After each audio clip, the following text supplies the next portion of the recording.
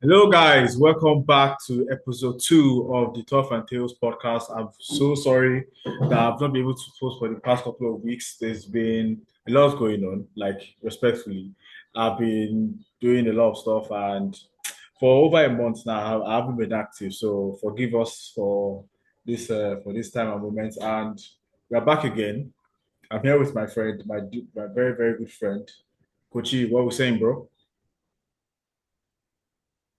Hi guys, it's good to be back after a brief break that we are taking. We haven't had time to record in about more than 3 weeks now, if I'm correct. Yeah, yeah. But now the season is over, and I think we are all ready to do the dissecting. Mhm. The floor is yours. Yeah, so this week on the episode two, we're not going to do much because I want to try and drop two videos this week. So we're going to have one drop out, I think, on Tuesday, and that's tomorrow, and the one that's going to drop on Thursday. So today we're just going to be talking about the big six. That's Manchester City, Man United, Arsenal, Chelsea, and Tottenham.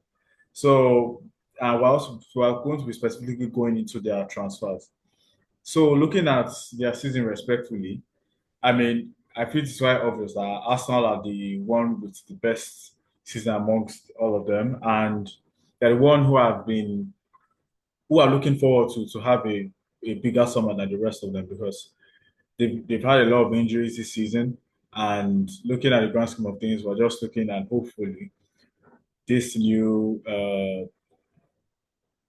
where director that is coming in does better. So does better than they do. So and looking at their transfers, Arsenal specifically, they've been linked to Rodrigo. All right, we've been linked to Rodrigo. We've been linked to uh Sesko. We've linked to Gyökeres. We've linked to a lot of players now. So specifically, I've been looking at it and well, let's see how it goes. Like respectfully, I don't know much about the players that have been linked to, but one thing I know is they are all killers. They are all X factors in attack. They all represent what they don't have in the team now. So that's one thing about the players that we're getting linked to. And now looking at Man City, but I don't think they're going to have much of a summer in my own opinion because looking at what they've been able to achieve this season and with the amount of players that they signed in January, I we don't just know. Like the only thing I know that they're going to have to do is try and replace Kevin De Bruyne as his contract runs out at the end of the season, and yeah, that's pretty much it about Man City. And now I'm going to give you the floor on the Chelsea specifically because I know we both have very contrasting views and we've been able to give ourselves a lot of talk on the group chat that we're all in. So, what do you think about Chelsea's transfer so far? The players that they're linked Uh with. Left to me, if we have to talk about Chelsea, one thing for sure is Sancho Yeah, will be going back to Manchester United. yeah, definitely. That's certain. Because if you look at his output during this during the season at Chelsea, I don't think it's something he himself is proud of. So first thing first, he needs to go back to Manchester United. And if you look at the goalkeeping department, I think Sanchez might be leaving Chelsea this season. There is every opportunity that Sanchez might be leaving. When Maresca came in, he was saying days and doubts about Sanchez, but now towards the end of the season, you could see how miserable thing turned out to be for Sanchez. And in the midfield, one player that is so instrumental for them is Caicedo, and there is like as we speak, there is every hands on deck to extend his contract for 3 more years, 3 more seasons, and improve his wages as well. And there hasn't been any formidable left for me. If you have some, if you have some, you can let me know. But for me, there has been linked with any because they're still waiting for what's going to happen in the Conference League final to make some decision. Yeah, I think that's why Chelsea has not been. We all know Chelsea to be a team that by now they will have been linked with countless of players. But one player that I know, one of their right winger uh, is Estavio. Extavio, I want everybody to look out for this guy that is coming in for next season. And we all know that what happened between Napoli and Victor Osimhen, Victor Osimhen and Galatasaray, and Victor Osimhen and Chelsea last season. But now I think Chelsea, with his Osimhen's performance 2 seasons ago, last season, they want to rekindle their interest in Victor Osimhen, no doubt about that. And there is every probability that Victor Osimhen, comes the end of this coming transfer window, Victor Osimhen might be Chelsea player. Yeah, I mean, hopefully not, in my own opinion, because looking at the grand scheme of things, the type of player that I know we're both Arsenal fans, and I don't understand why Arsenal are not linked as much to Osimhen, but I mean, it's all good, Sha, because in my own opinion, I mean, a lot of people will say, it's Isak that is the perfect striker for us, but looking at what we are, looking at what we are asking our center forwards to do. Don't get me wrong, Isak can do it, but he just has some certain attributes that are not really out there for me. I mean, a lot of people call him the perfect striker, which is quite obvious this season, but Yeah, it's in obvious my that he's a perfect striker. mm, It's but obvious that it's a perfect striker. No, any day, anytime. Anytime I see Isaac, I see the AG Thierry. Believe me, because yeah, he's a player that can actually play from the wing. He can drop down to the midfield, pick up a ball, and drive forward. He has space. He has the agility, and his shooting techniques is so massive. So he's a proper number 9 for me, Isaac, anytime, any day. But there are some people. There are different opinion. Contrary to Victor Osimhen and Isaac. If I'm to pick any player, I'm a Nigerian. I'm an Arsenal fan. Uh, Left to me, if Arsenal, I'll prefer Victor Osimhen because I see the 100%. hunger. Victor Osimhen he has hunger, but no, we don't know what's going on behind the scene concerning him. He's a well-headed player. At least I've met him once physically. I've met him once. I've spoken to him on mobile phone once. That's making it 2 times.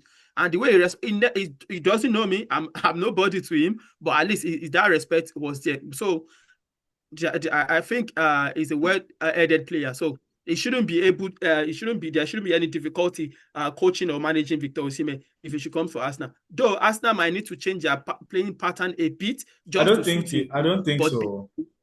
Yeah, he's gonna bang.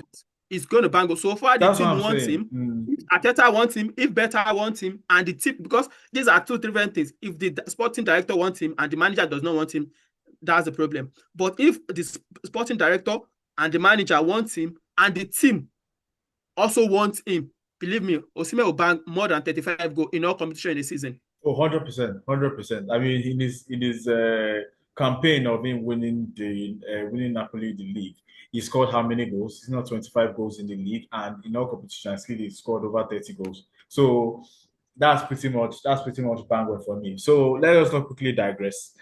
We'll move on to Manchester United. What can we say about this team? It's just depressing. I mean, I dropped an article on Twitter concerning them, and I mean, it's the writing has been on the wall for a while now. Like looking at that team, it's just not good enough. Like it's not good enough. Like there are a lot of their players there that I'm just like, it's like let's take for instance Bruno Fernandes. He's literally the person pulling them. He's literally the person pulling the dead plane. Like he's the one pulling their dead weight. And that Europa League final, if you look at the grand scheme of things there, the way he played, it was fair enough. He didn't show up, but he was playing in the sixth position. He's supposed to be a 10. Like this, it's like that was what basically killed that game. I don't just understand what to say about this United team. They are bored, they are not helping them.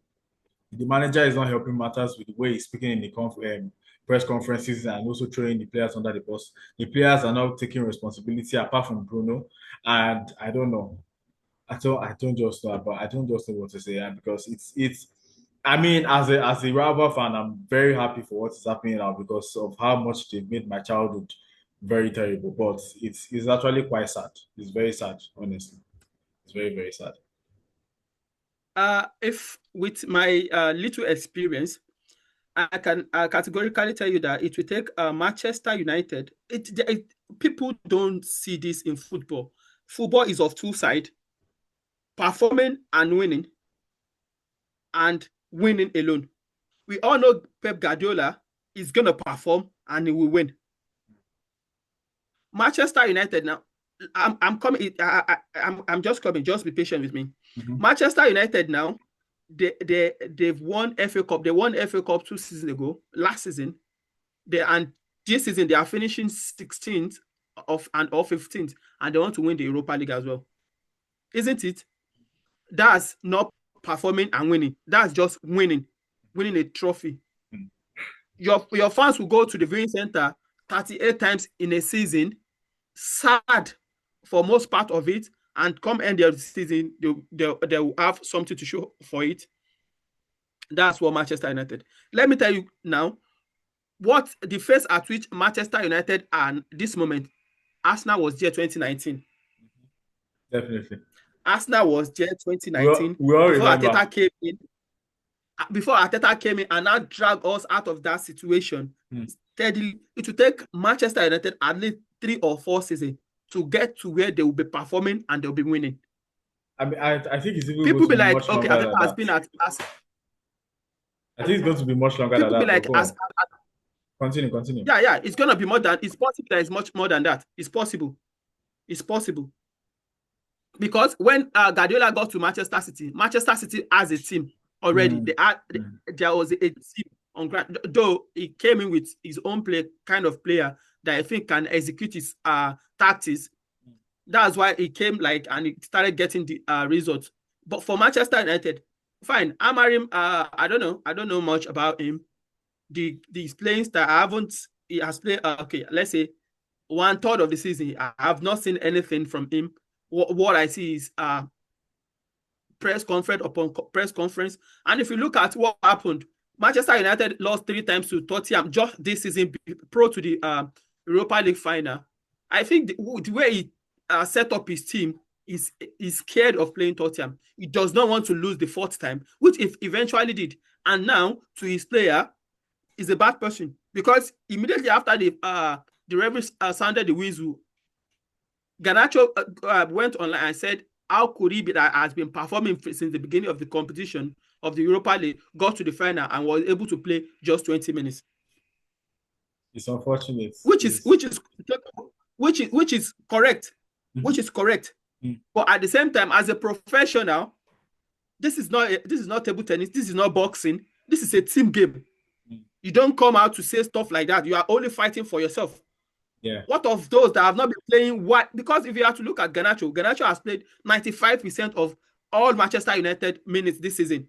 95, or let me say 90% of Manchester United games this season. What has he done? For him not to play, for him to play 20 minutes and he went on. Now the door is open for him. He will leave Manchester United. He's going to leave Manchester United. Definitely. Harry Maguire, Lindelof, Eriksen, Onana, they are all leaving. But the good news is Puna has agreed deal to join Manchester United. I don't understand why he signed for Man United, but I don't understand. No, there's no reason he's not going to sign for Manchester United. Hold on. Manchester United, they are going to pay him what he hasn't earned in his life.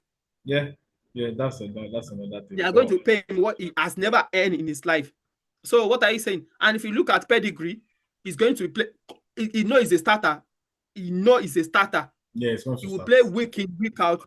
FA Cup, Carabao Cup, Premier League. These are 3 competitions. No, fine. If they didn't qualify for any European competition, fine. Financially wise, there will be setback. But if we are to talk about performance, I believe they should be able to perform more than other teams that will be playing midweek and be playing weekend. Because they only have to play this weekend, prepare for the next weekend. That's benefit of it. And I believe Manchester United, they will be willing to pay. They'll be willing to pay to get what they want. Yeah, it's just, I don't know. Like the thing with back to Amorim, in my own opinion, with what he's been able to play this season, he should be able to do better than that. If we're being honest, Man United are, in as much as their team is not great, that they don't have a lot of good players in their team, they shouldn't be in 17. They shouldn't be 15 position. They shouldn't finish 15 position. That is the top 10 team. And looking at the way they are going, and I don't understand why someone of that caliber will come from the. That's the thing. He hasn't faced adversity before. That is why he's not been able to come into this team and actually put a stamp on it. So it's quite weird, in my own opinion, that someone of that type of pedigree who is coming from the Portuguese league, who has won the league, I think it's like 3 times or 2 times. So and he's a young manager and is viewed as one of the best managers in the world to come. As I think he's already 41 or so. Like I see, a very young and upcoming manager with bright ideas. I don't know. It's just so odd, in my own opinion. Like I just hope that he's able to get it right. But at the same time, he's going to have to wait. He's going to have to be very patient because the board, Ineos, are not doing well. They are not doing well. There are a lot of players who are on their payroll who should have been gone since. They should have been able to. They should have been able to sell them for a long time.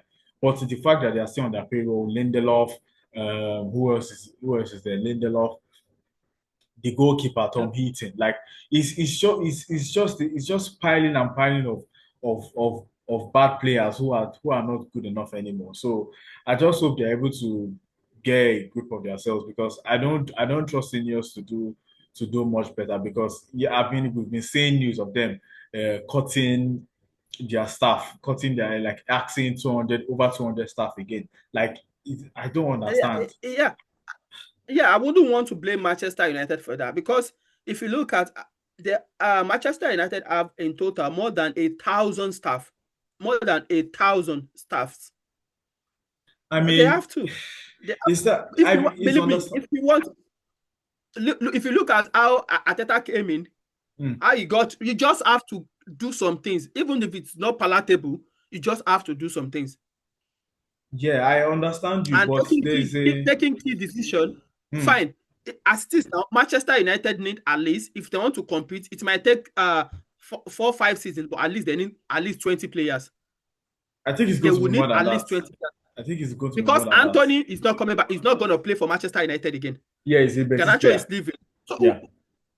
now is leaving. It's certain because you think, oh, okay, with his kind of performance he had on loan, he's not going to come back to Manchester United. He needs to Hmm. stay where he's happy. Even though Real Betis cannot afford him at the moment, but he needs to play in a team that is happy. He's not happy at Manchester United, and I don't see him coming back because he keeps on tweeting saying stuff about Manchester United, so which I don't think Manchester United would be willing to take him back.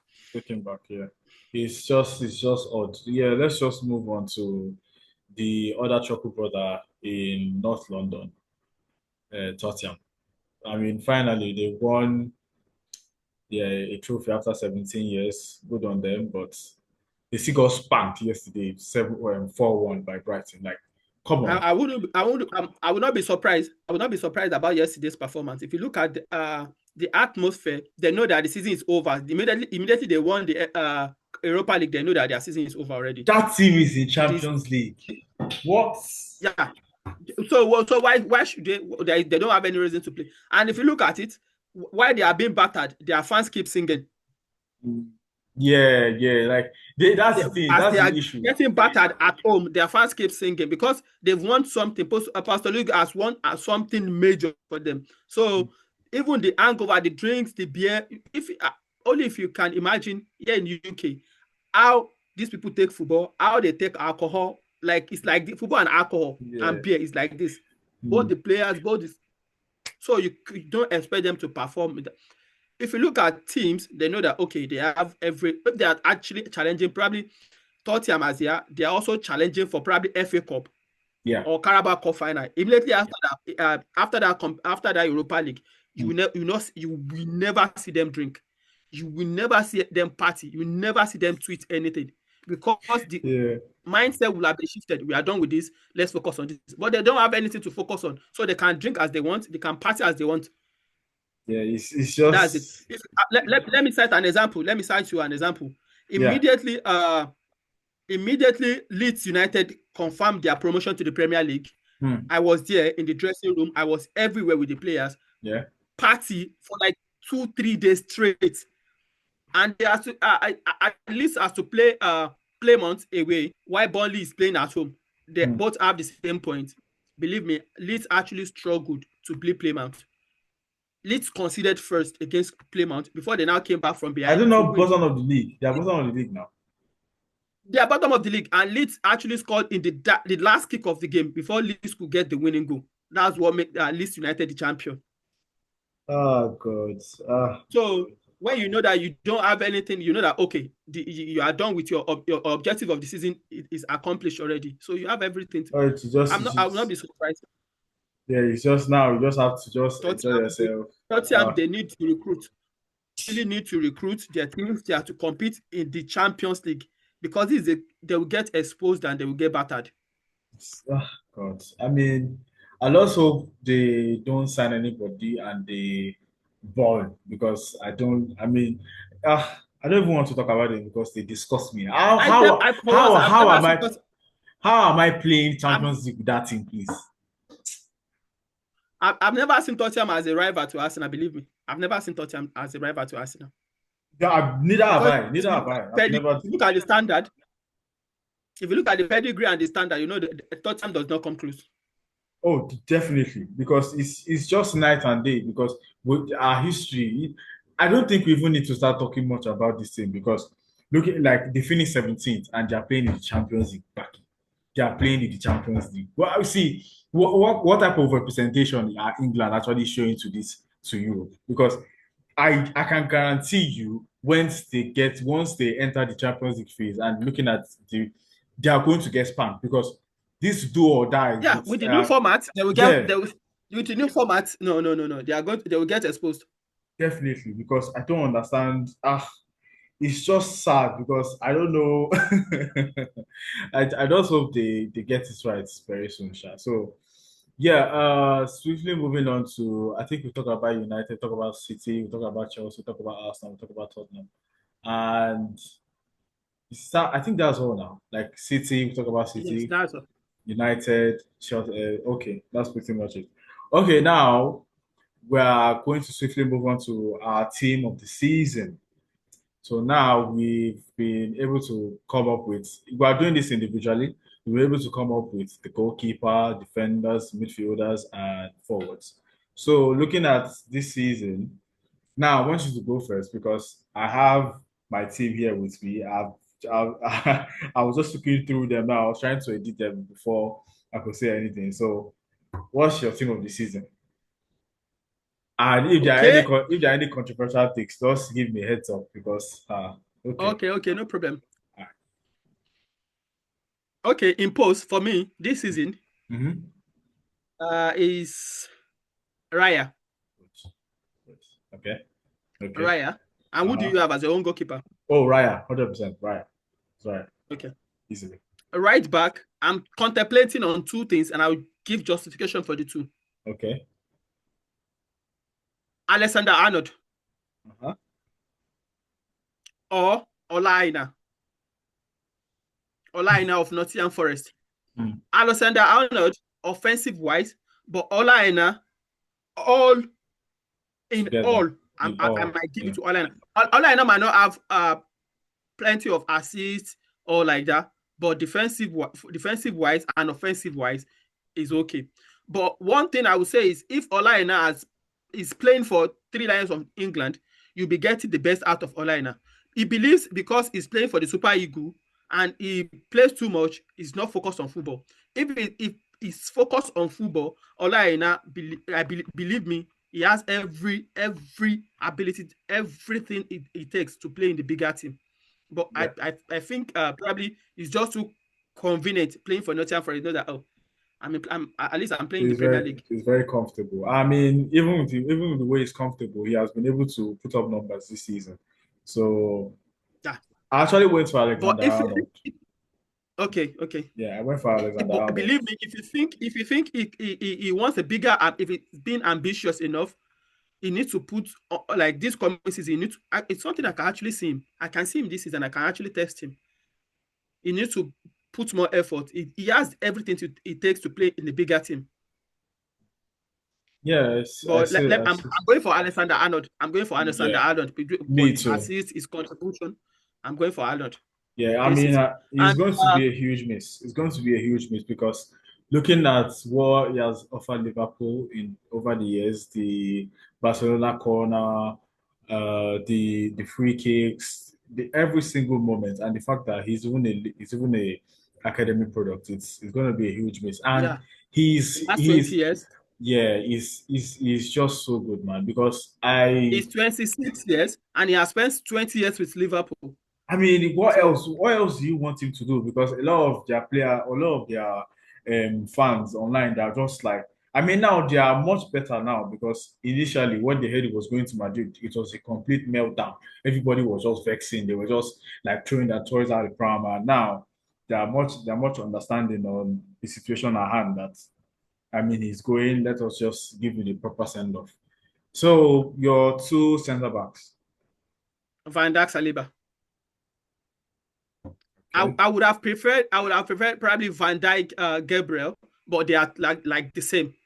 They are okay. the same. They are So I both will go for left center. Van Dijk, Yeah. Saliba. Yeah. Yeah, I actually went Even with. though, Okay, go on, go on, go on. I'm listening. even though I think I might twist it, it might be, but no, it's Van Dijk, Saliba because two of them. If you look at, if I say Van Dijk, I know Van Dijk has been there this season. Van Dijk, Gabriel, they are they both played the same position. Yeah, they're both left center backs. They both played the same So position. okay. So let's and Saliba hasn't done bad this season. He hasn't done bad this season. So Saliba, Van Dijk. Yeah, he actually has had an underrated season actually. So yeah, that's an underrated season. So let's just quickly wrap up. Mine is Saliba and Van Dijk actually. So far so good. We have been keeping the same team. Who is your left back? Ooh. Mm, I can't really think of one, but I'm going for Robinson Fulham. I'm done. I can. Okay. No, yeah, no, you're right, you're right. But I have a different one. But I can't really think of a proper left back because I would have said Mattis Luis Kelly. Believe me, Yeah, but he but he hasn't didn't played that number. play that much. He Yeah, didn't play that number. Yeah, that's it. yeah, he didn't play that much. And Cucurella wasn't stable. Cucurella wasn't stable this season. Yeah, he is.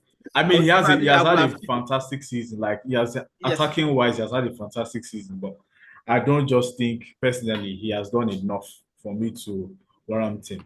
So you're saying Robinson, yeah? Robinson from Fulham. Yeah, Robinson. Well, Robinson from Fulham. But if I think of something different, I would have probably if Martin Skelly has played at least like 7 or 10 more matches yeah, with what he did in the Premier League this season, I'll yeah, go for Marcelo Skelly. yeah. Okay, but mine is actually Milos Kokes from Bournemouth. Is he's that left back? Yeah, Yeah, he's and you know that. that he's going to Liverpool already. He's going to Liverpool. I think his deal is almost done. But I don't want it to go to Liverpool. Right, but fine. He just reeks of a. I mean, he just reeks of a modern fullback. His crosses, by the way, disgusting, absolutely disgusting. So let us quickly move on. Who is your three When midfielders? I see his crosses, I remember Dinghy that played for Paris Saint-Germain and played for Everton. Yeah. I don't Precise. even. I think he's still in Aston Villa now because he was the one that killed Okay. us. He was the one that killed Yes, us yes, yes, yes. that 2-2 game. That's yeah, That crossing, yeah. Jesus Christ. Anyways, your three midfielders. Should I say Partey? No, Because Partey has been consistent this no, season. But no. I will go for Rice, Gimenez, and Eze. Ooh, okay. The FA Cup winner. Rice, Gimenez, and Eze. And if I'm not going for Eze, I'm going for Bruno Fernandes. I'm not putting any Man United players in my team, by the way. I'm No, not it putting doesn't anything. matter. Based on contribution wise, without Bruno Fernandes this They would have season, been relegated. Manchester 100%. United will relegate. They 100%. will relegate without Bruno Fernandes this season. I mean, potentially, but the thing is, like the other teams they are just really bad. Like the rest of them down below, like Ipswich, the three teams, Ipswich, Leicester, and Southampton, they're something worse. The They three don't know teams how that are to. relegated are bad. That's why Manchester United and Tottenham are not in that position. Exactly. So I didn't mean they were able to string some wins together. They would have been much better than these teams. But my own midfield is Rice, Gravenberch, and McAllister. Gravenberch has to be in your team. He has to. Gravenberch has to be in your team. because his transformation into a DM this season has been phenomenal. Because I looking at his final season, like his season, Klopp's final season under him, like with the fact that I wasn't able to see much game time, and now Slot just came in and turned him into a transformative DM. It's just outstanding. And looking at his someone with his skill set, a very dribbling player to actually go to the deep to play in the to play as a DM is mind blowing. So that's my own midfield. Your forward players, please. Your forward players.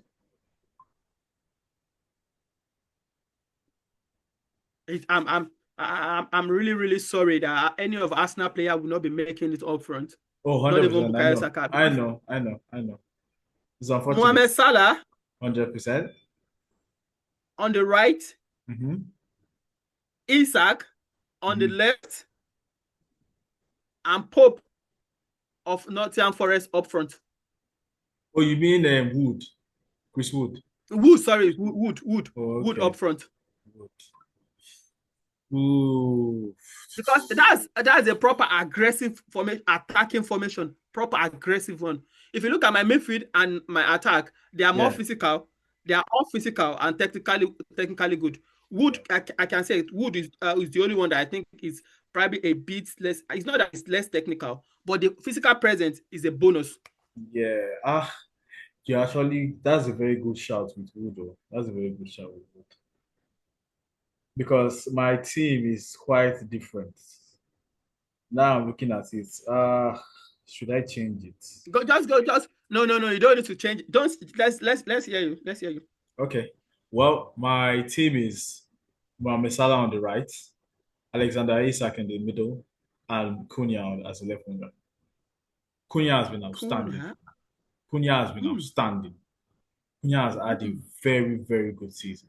Very, very good season. Wait. It's a shame Let that me ask you. Umbuemo would have made it because he scored his 20th goal yesterday. Umbuemo would have made it for me, but it's just that he has to play on the right wing.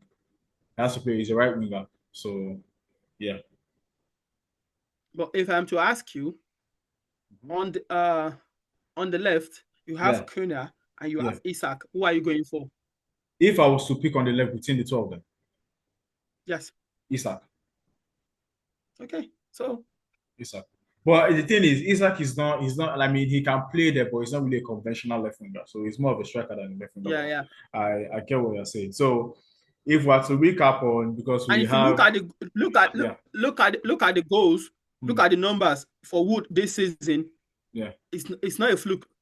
no, it's not a fluke. Like the concept of football now is going towards a physical number nine, and he's one of the best number It nines has in always been like that. yeah It has always been like that. All yeah years, you know that your striker has to be big, has to yeah be strong, has to be mobile.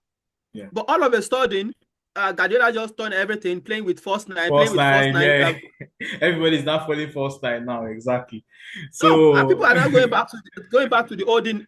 It has been like that. it has always been like that, Your yeah. striker has to be there because you know that you cannot just take just a random player to be a center back. If you are Yeah. competing with a Van Dijk, Saliba, Gabriel, and you want someone like Kopama to become, it's not You'll going to get work. you'll get bodied. I mean, that's why he signed Haaland. So Yeah. he too had to change his whole system to fit in what the Premier League is giving now. So yeah, we're wrapping up now because we have very little minutes to very little time to cover up. So quickly recap on your team if you can remember them. Give us everything like from goalkeeper to striker.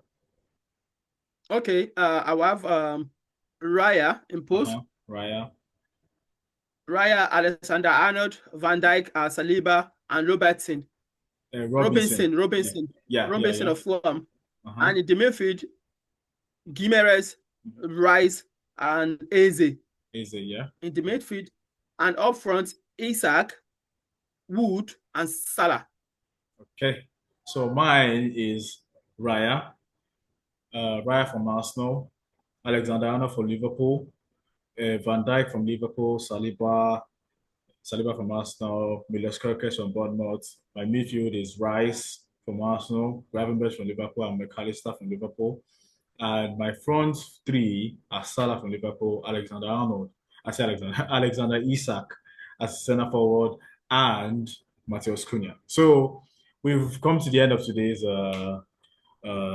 episode.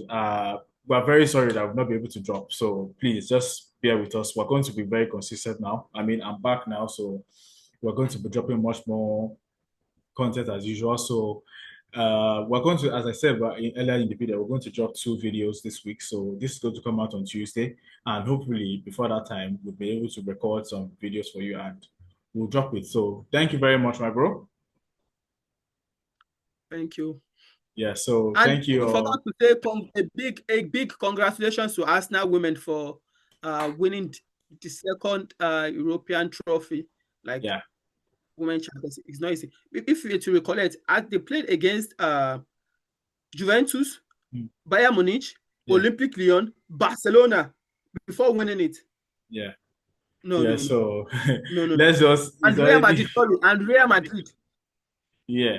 So let's just wrap up. Thank you guys. Tough and Tales podcast out.